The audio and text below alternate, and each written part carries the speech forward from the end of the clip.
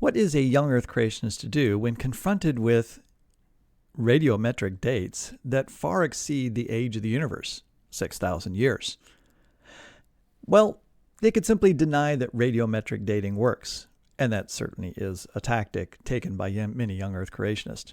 However, they also acknowledge that radiometric dating works. At least it works within the last few thousand years. So how can something work but also not work? Answers in Genesis has come up with a potential solution to this problem of radiometric dates work but they don't work. I call it their chronology rescue device. Coming up, we're going to take a look at that chronology rescue device, and we're going to apply a simple test to find out whether it has any validity.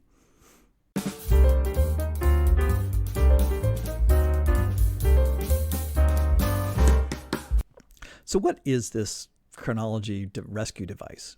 Well, it's really a chronology conversion table, and it makes its first appearance, or at least its first real public appearance, in a series of videos that Dr. Nathaniel Jeanson did with Ken Ham on a live video series, and I'll link one of those videos to you at the bottom of this video. And in that, Nathaniel Jeanson describes a method by which you can take secular ages, which he's going to call evolutionary years, and convert those dates into calendar years, which for him, calendar years are the true biblical years. And he's doing that using his studies on the Y chromosome and populations. And I'm not going to describe how he creates this conversion table. You'll have to go to the video and try to understand it for yourself. What I'm going to do is to show you what the conversion table does, and then we are going to apply a very brief test to this particular table. So here's what he shows and talks about in these videos, and he does multiple times in multiple videos. He suggests that there is these blue dashed lines represent the bounds for various dating methods. You can think of them as the error rates. And within these parameters, you can look at a evolutionary year, all right? That might be a radiocarbon date. And you can look at how faithful those dates match up to the biblical years. And you create this conversion table. The best thing for me is just show you how this works without mangling my description of it. Let's say you had a carbon-14 date of 1,000. In this case, we're talking BC, so 1,000 BC, so 3,000 years ago. You would follow this 1,000 date across until you get inside of these two blue lines, right? The two boundaries for your accuracy of your dating. And I'm going to go right to the center between those two lines because presumably that's sort of like the sweet spot there. And then I'm going to go down. All right. And if I go down and I meet this other axis, I find that it's at minus 1,000. And that is BC as well, but in biblical years. So a date of a carbon-14 dated item that's 3,000 years old will also be carbon dated, will be biblically dated to be 3,000 years old. Well, how convenient, right? I mean, that fits within the biblical timeline. And parenthetically, that means the carbon-14 dating is accurate both in evolutionary years, all right, or secular years, and in biblical years. Now let's try a date of 2,000. So let's get, you go a little bit farther down, maybe in a sediment column of a lake, because that's what we're going to look at, and you carbon date for some piece of organic material to 2,000 years BC, so 4,000 years ago. Let's go across here and find sort of the middle of these two lines, and then let's follow it down, and we run into 1600 BC, which is 3,600 years ago. That's a difference of 400 years. So now the secular or evolutionary age of 2000 is no longer 2,000 or 4,000 years ago. It's 3,600 years ago in biblical years, right? So that's what I'm calling a rescue. This is the biblical chronology conversion of secular ages into biblical ages.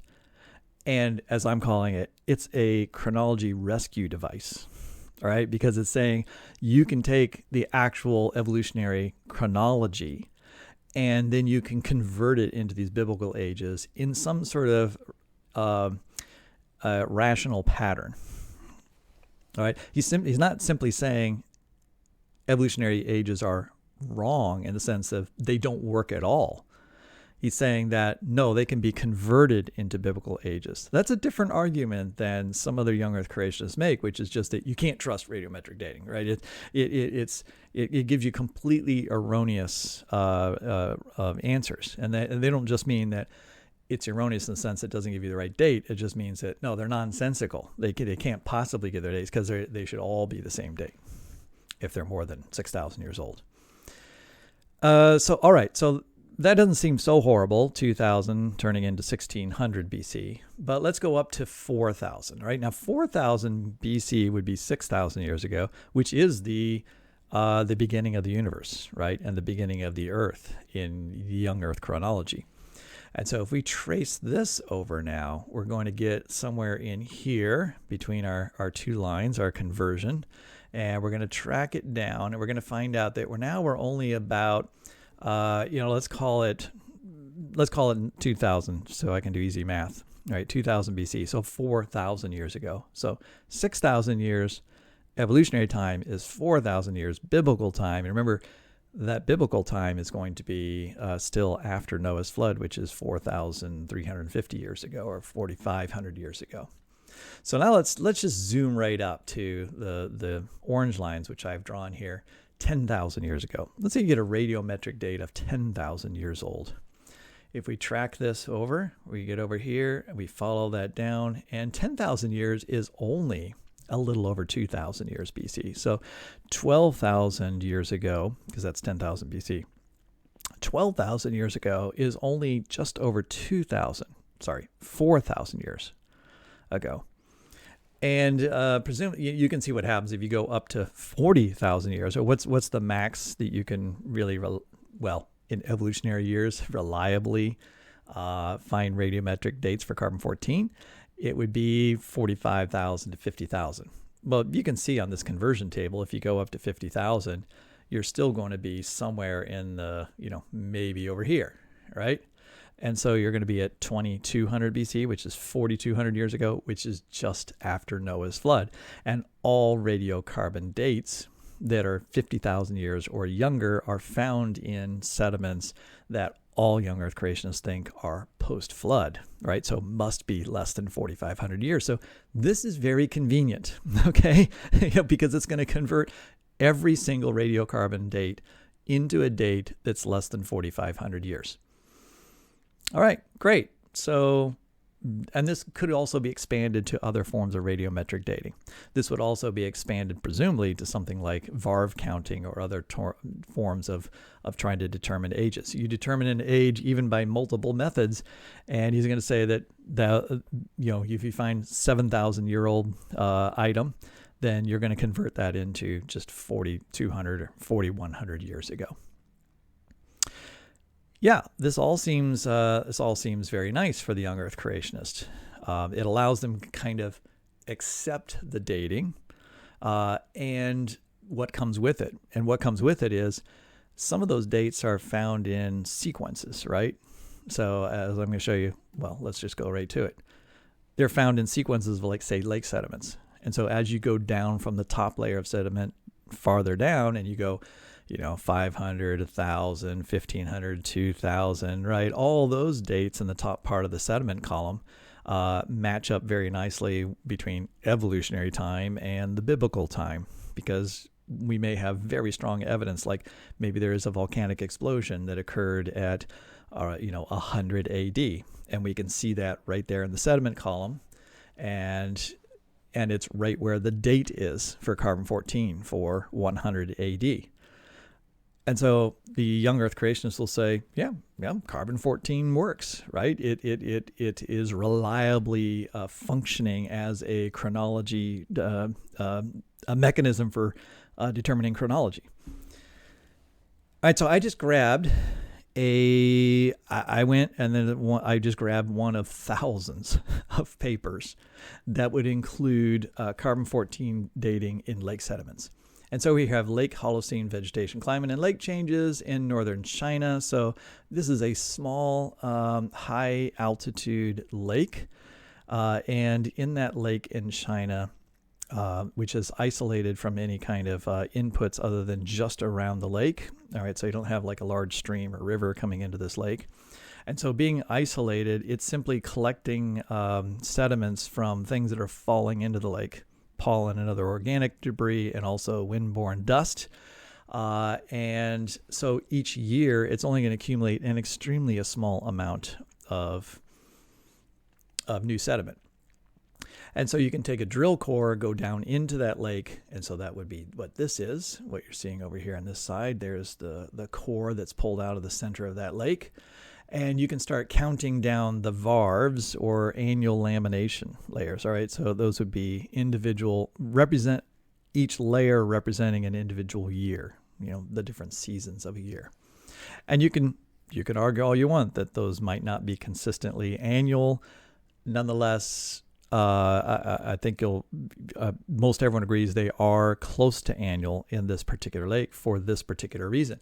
All right, if you start up here and you start going down the column, right, and you start counting the years, we have up here the age, all right, 500, 1,000, 1,500. And so what you get is you get a radiocarbonate, and you follow it up, and it was about 900 years, and you follow the varv count. All right, that's the blue line, and the blue line's a little bit off right here.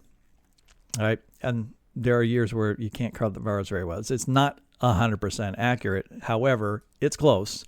And as you come down here, the varv count actually gets pretty close to the line of the carbon dating. And so the carbon dates here and the varv dates, again, they're not perfectly aligned, but this is a very reasonable, this is beyond just chance, right? There must be an association between these two things. The carbon dates get older as you move down the sediment column and you pick out organic pieces and you date them. And as you go down the column and count the number of layers, of course, they add up as well, and the two are basically in sync with each other. And this covers, what you see out here, this covers 2,800 years. All right, so this only goes back 2,800 years. And in Jeanson's chronology rescue device, there doesn't need to be any rescue here, right? A young Earth creationist can look at this data and go like, totally fine with this, right? That lake has been around for 2,800 years. It's been collecting sediments very gradually over that period of time, and it's been organic material's been falling into it, and you can date those sediments, and we expect the varv chronology to be something similar to the carbon-14 chronology.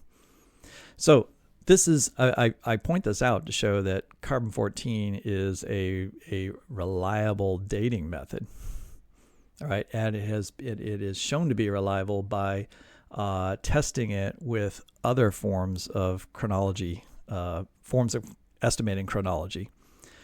And the two give very similar results. So, right, that increases our confidence that carbon-14 is giving accurate results. That's all well and fine. And again, we can dig up hundreds of papers that show chronologies over the last 2,000 years that young Earth creationists are completely are fine with. But now let's go to another lake. This is the Holzmar Lake in Germany, and it's this one right up here. This lake is actually a Mar, M-A-A-R, and that is the result of a volcanic explosion. And so there was a volcanic explosion here that formed a small crater. That crater then filled with water. And the surrounding area around that crater, I know it doesn't look like it in this picture, but that surrounding area of that crater is slightly higher in elevation than most of the other land around here. And so the lake fill comes mostly from groundwater and, of course, a little bit from rainwater. But there isn't any input into this lake. There's no stream that goes into this lake.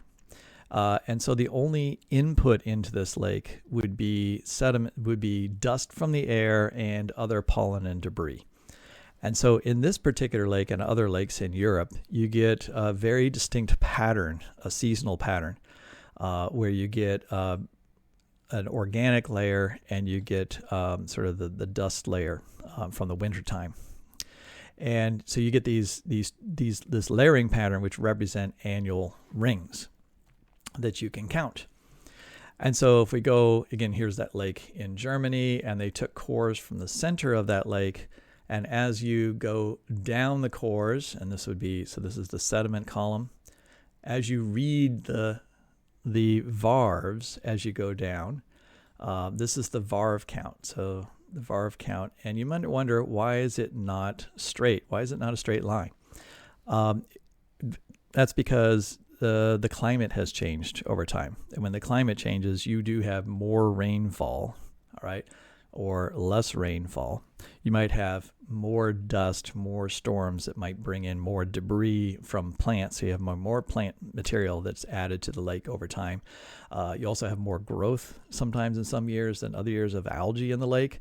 All those things contribute to the size of the sediment deposition at the bottom of the lake. And so for many years, that sediment deposition was very, very, very low because you don't have a whole lot of sediment adding up. But the number of years goes up fairly quickly, right? So these would be very, very, very small, very, very, very, very, very small annual rings. And then before that, or before 10,000 years ago, you had much larger rings, right? So you had a lot more deposition during that time.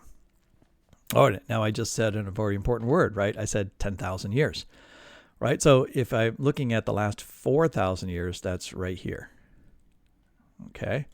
So in the last 4,000 years, I can count down 4,000 rings, and I can do radiocarbon dating, and I can date other ash layers. Not I can, but the researchers who did this could. They can look at the ash layers in between those rings, because that's another thing that contributes to the sediment. And those ash rings can be dated by other methods besides carbon-14, and they also match. So that's what these other symbols are. And those symbols are falling on the line. Well, the line represents the radiocarbon, the other forms of dating, and the annual ring counts. And they're very nicely falling on a line, right? Showing that all those forms of dating are consistent with each other. They're saying the same message about how long ago certain events occurred. And so the young Earth creationist, and again, it answers in Genesis, is going to say, oh, the last 4,000 years right here. Totally agree. Like all those different things, they align because those are real years. Those are calendar years, real biblical years. Here's where the problem comes in. That lake, all right, let's draw out a little lake here. It's got sediment here. Well, it's got all these layers, right? Thousands and thousands and thousands and thousands and thousands and thousands and thousands of them. At some point, it hits the bottom, which is volcanic material. But that's well below where they've drilled the core into. And so they've drilled their core into here. And what we're saying is, if you count down, the first 4,000 are only right here. The first 4,000 are only the very top of it. So young Earth creationists has to come along and say, well, the last 4,000 years are consistent. Even on Nathaniel Jeanson's conversion table, 4,000 years is about, right, 3,600 years. And so most of biblical history is found in the very, very tippy top of the sediments of this lake. But the sediments continue, and they don't look all that different, all right? And the radiocarbon and the other forms of dating all consistently show the same pattern that matches the varve dating pattern. Now remember, in the chronology rescue device, once you get down to, say, 6,000, so here's a 6,000-year-old date, that's really only 4,200 years or 4,100 years ago. And this is 10,000 down here. And this column, we're getting down to 25,000 years. So you get down to 25,000 years, and that's only 4,200 years. So they're going to place all of this sediment, right, into, like 100 years and say that all happened like right after the flood. Now, do you see our problem? It's not just that you can take the carbon-14 dates and just conveniently say that they're all going to be compacted into this short period of time. As if the decay rate had changed, radically. It was much faster or something in the past. You would also have to collapse all of the annual rings that look just like annual rings in the first 4,000 years into that 100 years as well. And you'd have to say that the other forms of radiometric dating also are off the same percentage as the annual rings and the carbon-14 dates. So this is why, I've already shown how the chronology rescue device fails. All right, this is a great example of failure. This is why he comes up with the rescue device, is to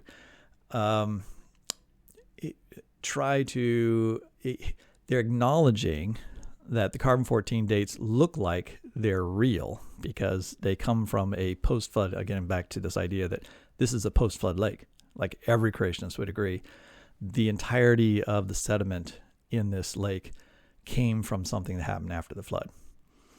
And so it all has to fit within 4,500 years. So in his description, again, I have to say, you need to go watch this and hear him talk about it. Maybe you can make more sense of it than I can.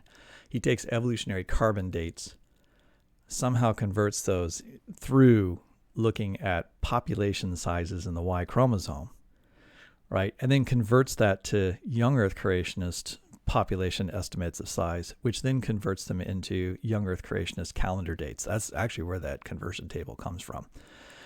It's somehow taking radiocarbon dates, converting them through Y chromosome genetics, and then coming out at the other end by saying you can convert carbon-14 dates into young Earth creationist calendar dates. I know, sounds really crazy, right? That's why I'm saying you have to go watch for yourself, and maybe you can figure out how this works. All right, so let's make it a little bit tougher. I don't know. Do I need to even go farther? I mean, Lake Holzmar in Germany pretty much seals the deal that this conversion table doesn't work because if I were to say these were annual layers, right, the varves of sediment, young Earth creation would say, yeah, okay, 1,500 is 1,500. That's 1,500 varves. The thing is, the varves just keep going, and they don't really change their appearance. There isn't any reason to look at them and go like, oh, well, these were single varves here, but after this, every 2 varves equals 1 varv. And then when you get down here, every 1,000 varves equals 1 year or 10 years. Because that's what you'd have to do, right? To convert the varv years, the varv evolutionary years, into calendar or biblical years. The varves just seem to increase. Of course, they're going to increase in age over time at a relatively even pace, depending on the rate of sedimentation.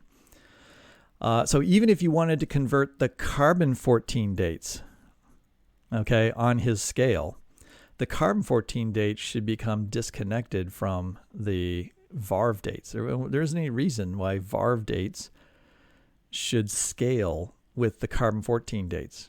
Right? You can talk all you want about carbon-14. You can talk about radiometric decay changing over time to create this illusion, but you can't escape the varv dates, and you can't apply. I guess to say you can't apply the same logic to the varv dates. All right, I mean, I'm beating a dead horse now because it's just like I'm going to say the same thing again, but we're just going to make it even more difficult because now if we go to Lake Suigetsu in Japan, these are also large volcanic explosions that created deep lakes at one time, craters that filled with water. There's a river that runs down into this first deep lake, which essentially absorbs most of the sediments from this river.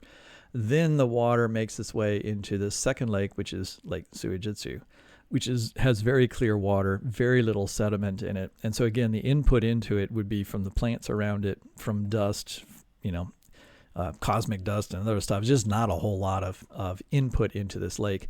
And so very, very small amounts of material get laid at the bottom of this lake, in the center of this lake. And so they've cored down into this lake. And in those cores, they have found what they interpret as annual lamentations. And the reason they're interpreted as annual is because you can count back, again, let's count back 2,000 years.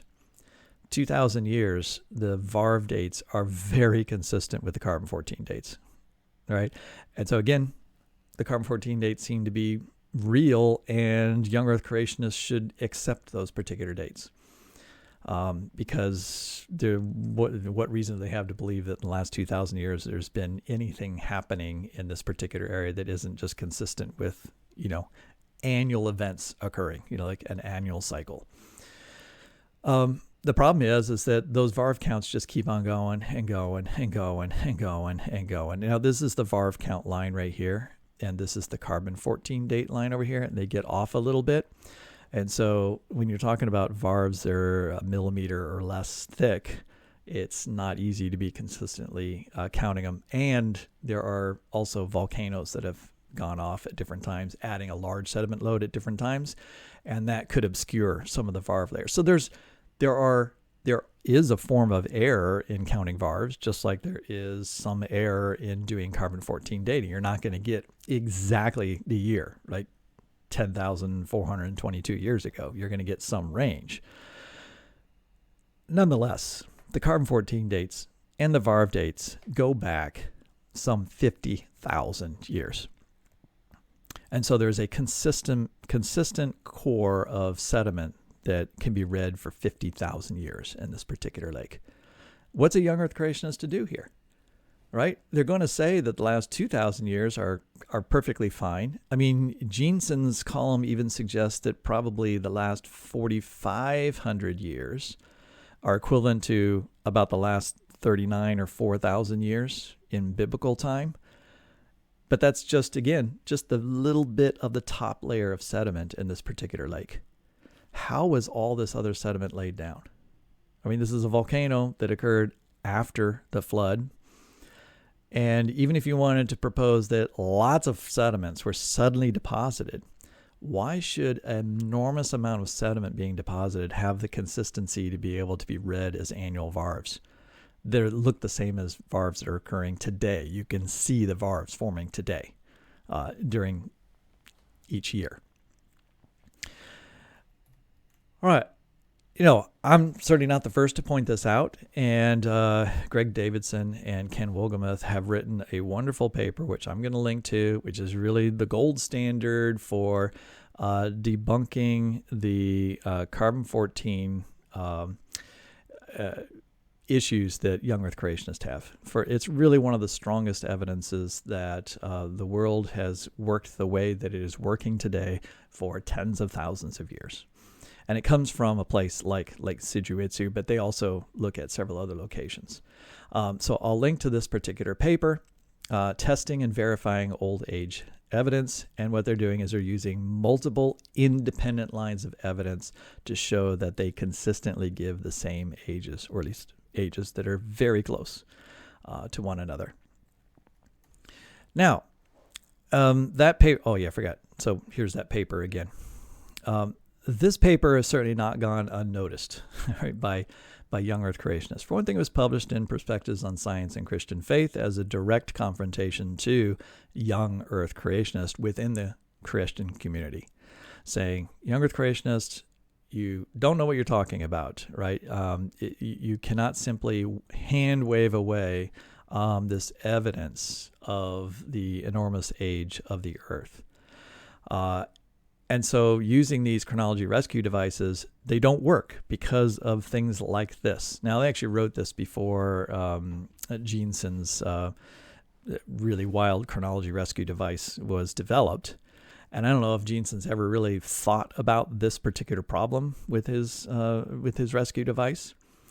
But Wolgamuth and Davidson have, I guess, preemptively, all right, pretty much, we'll say, destroyed the chronology conversion table that he's come up with. But doesn't mean that young Earth creationists haven't replied to them. Jake Hebert, Andrew Snelling, and Timothy Clary got together, and this is actually a rather unusual event. This is individuals from multiple different creationist organizations sort of like getting together, which tells you that, yeah, they were really worried, concerned about this particular paper. And they said, we have to have some kind of response to it. And so they wrote this very long, detailed paper, which, I'll be honest, it adds up to pretty much nothing, right? They don't really address the big problems. And they nitpick around the edges, and they do stuff like this, which is just astounding. They have figures like this one. Here's figure 16, all right, showing you there's a lot of figures in that paper, but a lot of them are very similar to this. And look at the figure legend here. Despite Davidson's and Woolgama's claim, the radiocarbon ages obtained from Lake Suigetsu almost never agree with their respective VARV ages. And so they show the VARV dates here, and then they show the radiocarbon dates, and look, they're not exactly the same. Well, I'm sorry, but some of the original figures from those who have studied the carbon-14 and the VARV dates in Lake Suigetsu pretty much showed that they weren't exactly the same then either, and discussed that. And this is no shock. This is no surprise at all. If you understand radiocarbon dating, which one would think that Snelling and others would at least have some clue about the various reasons why radio and carbon-14 dating isn't perfect, right? There's error in that. Instrumentation error, sample collection error, and reasons why different types of samples will give different ages that aren't 100% consistent, all right? But saying it's not 100% consistent doesn't mean that it's not valid, right? I look at this and I say, look at that. They're really similar, right? They're not far off. This isn't random. Radiocarbon-14 isn't random. It gets older and older and older and older as it gives you older ages as you move down the sediment column. And as you move down the sediment column, you add up ages by counting annual rings. And if you're counting annual rings for 50,000 years in which you have volcanic rings, you have potentially years in which there was odd weather conditions, right? Like you have volcanic explosions in the earth at times, which then create volcanic winters for a year or two. And so that could disrupt the annual ring count. I absolutely would not expect anyone to be able to core a lake and count up 50,000 years and to be exactly right about what year they're looking at. Oh, this is year 49,952 before the present year. And if we could go back in time, we'd find out, you were actually off by 5 years. Being off by 5 years doesn't mean the earth is young. That doesn't mean, oh, you were wrong, therefore young earth creationists are right. I mean, that's really what this whole paper amounts to is, oh, look, you weren't perfect. And because you weren't perfect, we could be right. Because none of this evidence from this paper that even the young earth creationists present tell you that they don't provide an explanation for how this fits within the young earth creation model. This isn't obvious evidence for a young earth. I mean, they're showing it right here in their paper. 10,000-year-old radiocarbon date, a 50,000-year-old radiocarbon date. That's 40,000 years between the two. And if you do the VARV counting, what do you end up with? About 40,000 VARV rings between the two, right? And the two seem to be correlated. How could you not say that those are correlated? How can you say that they almost never agree, except that they really actually do agree? Right? It's mind-boggling that anyone could look at this figure and say, oh, you can't trust radiocarbon dating and VARV counting because you don't get exactly the same number with both of them. To me, they've defeated themselves by showing these figures because they haven't explained how in the young earth creationist model you would end up being able to compress all of these VARVs and all of this carbon-14 dating into, and remember, in Jeanson's model, in Jeanson's conversion table, right? Chronology rescue device, I'm calling it. between 10 and 50,000 years, all of it's compressed within less than 100 years, right? Why would there be a correlation between annual rings of sediment, 40,000 annual rings of sediment, and 40,000 radiocarbon years? Why would those two have anything to do with each other? Even if you can explain one, you have to explain both at the same time. And that is what they fail to do. So, yeah, this is a if you look at the chat and so forth on this on videos and people that talk about this particular conversion table, those who follow young Earth creationism and don't know anything about varves, they don't know anything about lake sediments, they don't know anything about radiocarbon. All they know is what they've been taught by young Earth creationists. They're thrilled with this particular conversion table. They feel like, look, there's a PhD from Harvard who has studied Y chromosomes and done all this genetics and somehow turned these genetic estimates into a way to convert carbon-14 dates from evolutionary timescales into biblical timescales. And they don't know how ridiculous that is. And it sounds awesome because here we have an authority that has figured out how to take the data from the real world, all right, the data you see published, and not treat it as if, well, they're just making it up, all right? Because that's one strategy. Young Earth creation, they just say that those secular scientists out there, they're just making up the dates, right? Now they're saying, no, there's actually a real correlation here. There's the dates do get older as you go down through the sediments consistently.